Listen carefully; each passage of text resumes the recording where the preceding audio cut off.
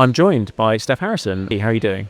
I'm good, thank you. How are you? I'm very well. You work in data analytics, and I'm going to go straight in with a question around data sources, because I think this is kind of interesting. What data sources specifically help you most in terms of fraud prevention? Oh, great question, because it probably depends on what type of fraud we're trying to prevent. It varies quite different depending on what's going on. So if you think around sort of APP scams or authorized scams, you're looking very much at what is the account activity, transactional things. Where if you're looking at something very different, when it's an authorized fraud, we'll be thinking of more around, is it the right device? Where's the location they're logging in for, IP addresses, things like that we can use to match it. So it really depends on the type of scam to what sort of data we've specifically trying to look at. And with everyone I've been speaking to today, this is something that's been on my mind. Is there, when you're trying to effectively live prevent people from losing money to scams, whatever it might be, is there like a latency cost where you sort of have to wait and go, we're not sure this is fraud yet, but we're pretty sure, but we can't be certain, so we can't act?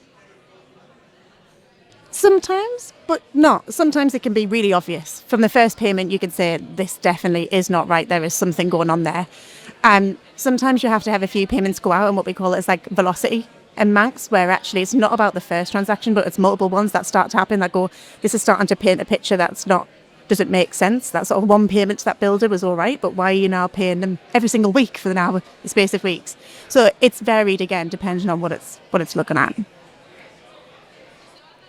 The other thing I've been asking all the data analytics people is there must be an element of false positives. And how do you combat that? That must be really tricky. It's really tricky. It's the hardest bit probably that we have in an analytical sense, because what we don't want to do is stop genuine people from making transactions and doing their money. And unfortunately, it's probably why we get moaned at the most from all the other departments around why are these genuine customers getting interrupted. So there's a big element of false positives, and we can manage it the best based on data sources. The more data we have around customers, the more information we can get. So, working with suppliers and vendors who can supply us with more data, it really helps bring that down and tailor it. But equally, there's also elements where we try and interact with customers to self-serve. Again, so it's trying to limit that friction, but making sure, to your point earlier, we interrupt as soon as we can when we're seeing fraud, and without letting people lose their money, because that's where it gets. What do you think is the most kind of surprising thing that you've discovered from a data analytics perspective in the recent past? So good, because I've only moved into analytics in probably the last couple of months, but I think the more surprising thing that I find is you would always think, you're looking at an account and you go, this is really obviously fraud. And actually, some people do some weird things with their accounts and they move money around in weirdest ways. So you look and it's not really obvious in the data straight away, yes, this person is, and then you speak to them and it actually makes really sense what they're doing. So I think from an analytics perspective, the weirdest is not everyone's the same. We all have our little quirks doing different things with our accounts at different times. I suppose you get the sort of full spectrum of human life and you get to see all the weird stuff that people do, but obviously sometimes you've got to try and paint a picture and go, hang on a minute, is this just weird or is this actual fraud? Yeah, absolutely. And that is why it's really important that banks do speak to customers when that happens. I know it feels painful, but it's then really, it paints more of the picture than just what 3 data points can tell you about a customer. You guys have Scam Checker. I'm a big fan. What role does that play for you in your work? I think it's a really important one. It's one quite new for us at TSB.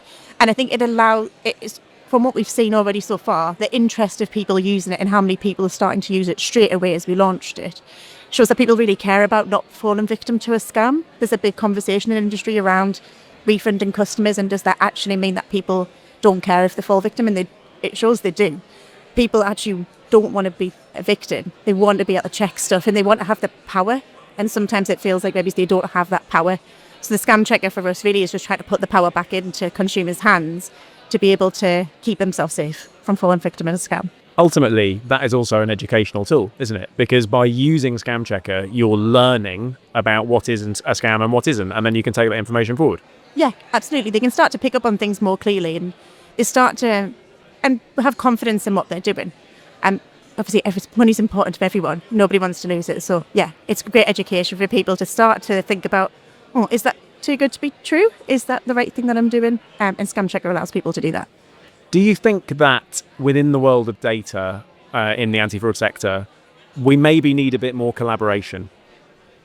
No, absolutely. I think particularly in the UK, we're very careful with how we share data for absolutely the right reasons. We have to be careful with the customers' data and consumers' data. But I think if we shared more data, we could learn more from each other.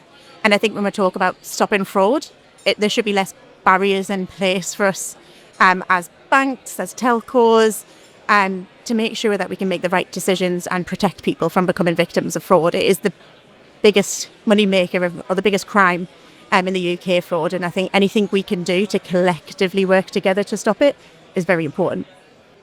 I couldn't agree more. It's a very, very, very, very good point. Is there anything in particular that you've seen since you started working in data analytics that made you go, wow, and sort of take away one piece of information from that's then informed how you work from there on? I think for me, the interesting bit that we're taking away from analytics and what we can start to see in customers and what they're doing is probably how much information is available. And I think that's actually really powerful to how actually sometimes we see sharing data as a real problem. Actually we're talking to share data or accepting cookies, all of that fun stuff. But actually some of that allows us to be protected by the banks. And I think from an analytical perspective, my eyes were opened when I moved into the role around actually there's a lot more data that probably people out there will have on me. But that's not a negative, actually. That's because they're all trying to do the right thing to protect me. And I think that's probably the biggest surprise I had with actually how much data is collected and shared and saved with everything you do and interact with. The flip side of that is, of course, that as a consumer, as an individual consumer, I think most people, when they sign up to a new website or a new app or whatever it might be, there's that T's and C's bit that nobody reads, which so much of the time says, we're going to sell your data to third parties. And I don't think people really understand that. They don't realise that their data is just out there now. No, they don't. They just tick a box, as you say, and go on. And I think there's positives and negatives to that, isn't there? So I say there's positives in where we're speaking about it from a fraud sense, but there's obviously the other end of like social media and where people sort of share their data willingly, potentially, and not realise actually there probably should be a bit more control around what you're sharing because it could be used at a later point in a negative way. 100%. And so many scammers now, if they're looking to tailor a scam to an individual person, the very first thing they're going to do is get on social media and see what they can find out about them. Yeah, absolutely. A lot of people live their lives through social media, and all of us use it. That's the thing. We can't stop people, and I wouldn't want to stop people from social media, but thinking about what permissions you use and how you use them permissions is very important and increasingly important as we start to post more about stuff on there and share our life. Most interesting conversation you've had today? Apart from this one, obviously. Most interesting? What a good question. I think one of the interesting things that we've had today actually is the differences between some of the people here who aren't from the UK and actually how they tackle it very differently and how they see fraud very differently.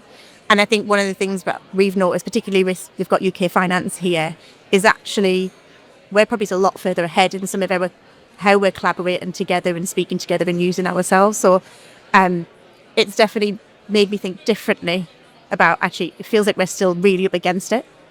And I think we still are. But actually, I think we're actually doing a really good job to work together to try and stop fraud. That feels like a very good place to end. Thank you so much, Steph. Appreciate your time.